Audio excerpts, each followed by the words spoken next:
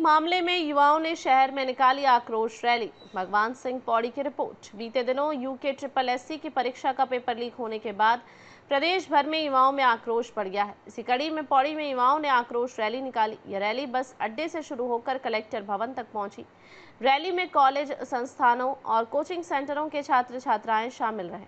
इस दौरान युवाओं ने सरकार के खिलाफ नारेबाजी करते हुए पेपर लीक को लेकर कड़ी नाराजगी जताई। युवाओं ने आरोप लगाया कि प्रदेश में लगातार परीक्षाओं के पेपर लीक हो रहे हैं, जबकि मुख्यमंत्री नकल विरोधी कानून की बात करते हैं, लेकिन नकल माफिया उस पर पानी फेर रहे हैं। उन्होंने मांग की कि पेपर को तत्काल रद्द कर पुनः परीक्षा आयोजित की जाए। साथ ही युवाओं ने मुख्यमंत्री से नैतिक जिम्मेदारी लेते हुए इस्तीफा देने की भी मांग की। रैली के अंत में युवाओं ने जिलाधिकारी के माध्यम से ज्ञापन सौंपकर अपनी मांगे शासन तक पहुंचाई। उन्होंने जिला प्रशासन के माध्यम से मुख्यमंत्री और राज्यपाल को ज्ञापन भेजा। देखिए सर, मैं आपको स्पष्ट रूप से बोलना चाहूँगा, जब से भारतीय जनता पार्टी की सरकार यहाँ पर बनी है, जब से भारतीय जनता पार्टी की सरकार इस देश और प्रदेश में स्थापित हुई है, तो उन्होंने युवाओं के भविष्य की कत्ल करने की कसम खा रखी है।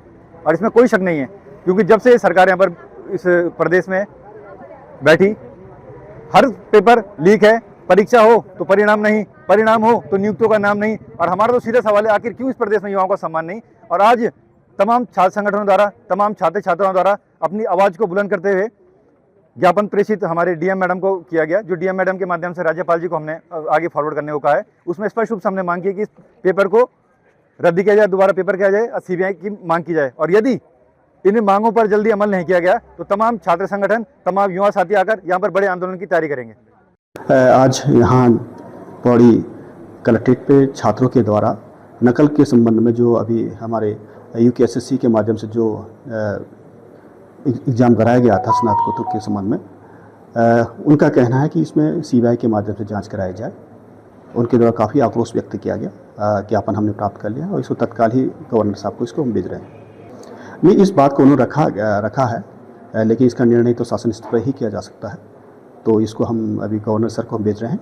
तनुसार जो भी निर्देश होंगे उसको तनुसार कार्रवाई की जाएगी। क्योंकि ये जो परीक्षा थी वो समस्त राज्य में था, हर हमारे पौड़ी में भी थी, और हम लोगों के द्वारा भी सभी जगह गहन परीक्षण करवाया था पुलिस के माध्यम से और प्रशासन के माध्यम से। हमने पूरी कोशिश की थी कि कहीं भी किस तरह की नकल न हो। ये हमारा पूरा प्रयास था। कहीं गलती से किसी जिले में ये घटना घटी है, जिसका परिणाम स्वरूप आज उन्होंने के द्वारा ये अपना आक्रोश व्यक्त किया है, और उस आक्रोश के रूप में जो ज्ञापन प्रस्तुत किया गया, उस ज्ञापन को हम गवर्नर महोदय को इसको प्रेषित कर रहे हैं। देखिए, उत्तराखंड में जो परिस्थिति है, तो यहाँ पर रोजगार का कोई बहुत अच्छा साधन नहीं है।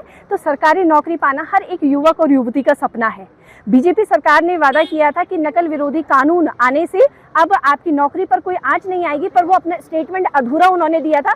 वाकई में नौकरियों में आंच नहीं आ रही, पर उनकी जिनके घरों में पैसा है, 15 लाख दो और बिना पढ़े नौकरी पाओ, इससे अच्छा अवसर कहाँ हो सकता है। पर हर किसी के पास वो 15, 20, 35 लाख हो, ये जरूरी नहीं है। आज का जो ये आक्रोश था, इससे पहले भी मैं आपको सूचना दे देना चाहती हूँ कि 21 तारीख को पेपर जब लीक हुआ था, 22 तारीख को मेरे और मेरे संस्थान के बच्चों द्वारा डीएम मैडम के लिए एक ज्ञापन दिया गया था, और जिसमें मेरी मांग है, इस मांग को तो सभी संगठन कर रहे हैं कि पेपर दोबारा से हो, पर मेरी एक प्रमुख मांग है कि बच्चों को एक मुआवजा मिलना चाहिए, कि जिससे सरकार को भी इस बात का पता चल सके कि खर्चा वाकई में क्या होता है। मैं ऋषि रिच एजुकेशन अब से मतलब 1 साल से प्रैक्टिस कर रहे हैं, कोचिंग कर रहे हैं, और हर बारी यही हो रहा है पटवारी का कि लीक हो गया है तो निकाली क्यों रहे हो विज्ञप्ति। उन लोगों के लिए निकालो ना जो 15 लाख रुपए दे देते हैं, उनके लिए स्पेशल निकालो विज्ञप्ति, हमारे लिए मत निकालो। अभी हम बोल रहे हैं, इतनी मेहनत कर रहे हैं बच्चे, और हाकम सिंह हर बारी पकड़ा जा रहा है कि सरकार उसको पाल रही है। इसका ये मतलब क्या है कि सरकार सब मिली हुई है ना, तभी तो उसको पाल रही है। सब बोल रहे हैं कि हर बार वो पैसे ले रहा है। वो पहले 20 तारीख को ये न्यूज़ आ गई थी कि वो जेल में चला गया है, तो 21 तारीख को पेपर लीक हो गया, ये तो होना ही था फिर। और अब पेपर लीक हो गया है तो वो मान नहीं रहे, कह रहे हैं कि 3 पेज बाहर आए हैं, 3 पेज बाहर आए हैं, 1 पेज बाहर आया है, चाहे जितना भी बाहर आया है, लीक तो हुआ ही है, और इसको दोबारा कराओ। लेकिन वो तैयार ही नहीं हो रहे हैं। लंबे महीने दिए जा रहे हैं कि नहीं, इस पर कार्रवाई हो रही है। कब तक? जब तक वो चाहते हैं कि उत्तराखंड के जो युवा हैं या बच्चे हैं या उनके परिवार वाले हैं, कुछ ऐसा काम ना कर दे जिससे उत्तराखंड जैसे नेपाल जैसे हाल हो रखे हैं, उत्तराखंड अगर ऐसा ना कर दे, तब तक क्या वो काम नहीं करेंगे या कार्रवाई नहीं करेंगे इस पेपर लीक पे। तो मेरा यही है कहना है कि कार्रवाई हो और जल्द से जल्द हो।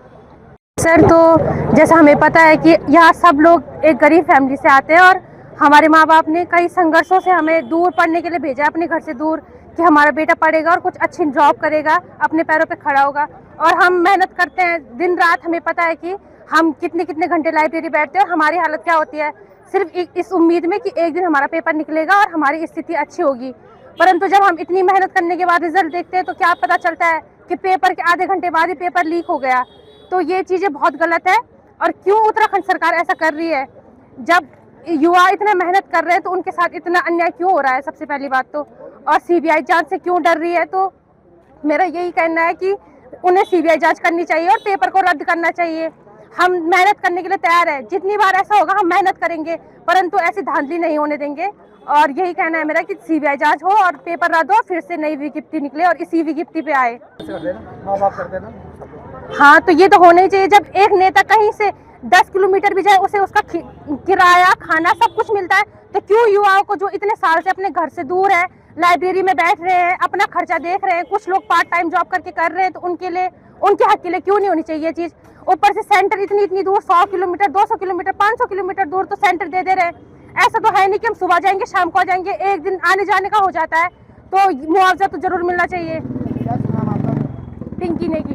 मामला यही था कि पेपर लीक के बारे में यहाँ पर बातें की गई और जिस प्रकार से युवाओं के द्वारा यहाँ पर पौड़ी में बस स्टेशन से और जिला कार्यालय तक यहाँ पर धरना प्रदर्शन किया गया और अपनी मांगों को पूरे करने का यहाँ पर पूर्ण प्रयास किया। जिस प्रकार से हमने देखा कि छात्रों की यहाँ पर कमी बहुत ही हमें यहाँ नज़र आई है और हम निवेदन करेंगे, मैं इस वीडियो के माध्यम से आप सबसे निवेदन करूँगा कि आगे आने वाले टाइम में छात्रों के हितों में कोई भी अगर रैली होती है, आप लोग जरूर आएँ। वर्तमान में मैं भी ग्राम पंचायत प्रधान हूँ और इसके लिए मैं भी ग्राम पंचायत स्तर पर मैं भी इस पर धरना रखने का प्रयास करूँगा, युवाओं को इकट्ठा करूँगा।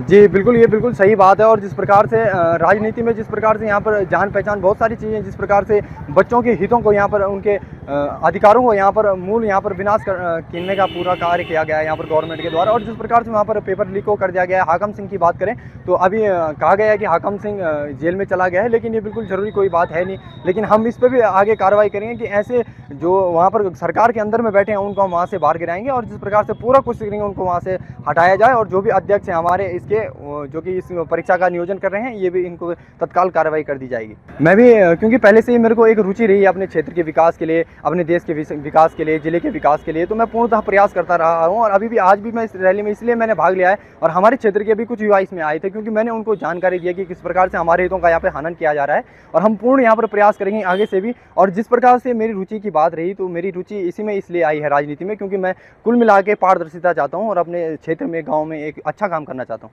क्या शुभ नाम आपका? रोहित कुमार। सर देखिए, सबसे पहली बात तो ये सिर्फ पेपर लीक नहीं है, ये वो नकल विरोधी कानून भी लीक है, जो सबसे मेन बात है। क्योंकि अगर नकल विरोधी कानून सही में लागू हुआ था तो वो हाकम सिंह बाहर ही नहीं आ सकता था। और अभी भी ऐसा सुनने में आया है कि उसे दोबारा से बेल मिलने वाली है, जबकि वो इसी प्रकरण में पकड़ा गया है। और जो पेपर लीक का मामला है सर, बच्चे यहाँ पर हमारे साथ के कई जो बच्चे लाइब्रेरी वाले हैं, वो बच्चे अपने घरों से ये बोल के आए हैं कि हमारे ये आखिरी पेपर है, इस पेपर के लिए हमें मौका दे दो। और घर वालों ने दिया उन्हें मौका, और उसके बाद ये जो पेपर लीक हुआ है तो उन बच्चों का क्या होगा? ये सरकार से हमारी मांग है कि आप इस पेपर को दोबारा से करवाइए, उन बच्चों को फिर दोबारा से मौका दीजिए। सब छात्र संगठनों का तो मैं धन्यवाद देना चाहूँगा कि वो लोग हमारे साथ हमारे मुद्दों पर आए, हम लोगों का सहयोग किया। क्योंकि जो यहाँ का युवा है, पता नहीं युवा को क्या हुआ है कि वो आज भी लाइब्रेरियों में बैठा हुआ है, वो यहाँ पर आना ही नहीं चाहता है। कुछ लोग ऐसे हैं जो कहते हैं कि ये बाकी लोग कर लेंगे, बाकी लोगों से नहीं होगा, ये सबकी लड़ाई है, सबको एक साथ लड़नी होगी। और क्या शुभ नाम आपका? दीपक गोसाई। तो मैं आपका धन्यवाद करती हूँ और इतने सभी साथियों का जो यहाँ पे एकत्रित हुए हैं। और ये एक की लड़ाई तो है नहीं, हम सभी की लड़ाई है। और मैं तो एक गृहिणी हूँ, अपना घर देखती हूँ, अपने बच्चे देखती हूँ और फिर कहीं ना कहीं जाके 1-1.5 घंटा अपने कोचिंग के लिए निकालती हूँ।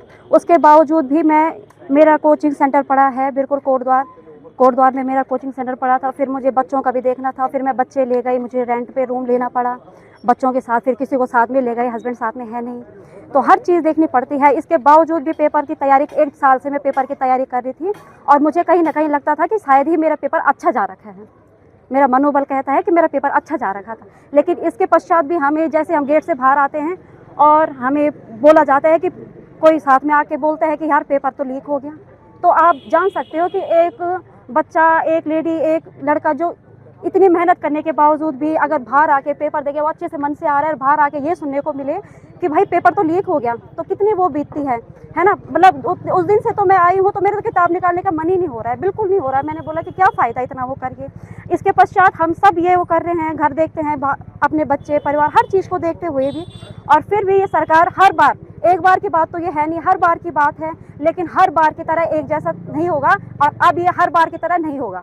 ये हमारी लास्ट लड़ाई होगी और इन्हीं में उन्हें हमें सपोर्ट करना पड़ेगा और हमें वो मिलना पड़ेगा। और जो उनका हमारा खर्चा है, इतने लड़कों का, इतनी लड़कियों का, महिलाओं का, गृहिणियों का, हर चीज़ का मुआवजा भी देना होगा।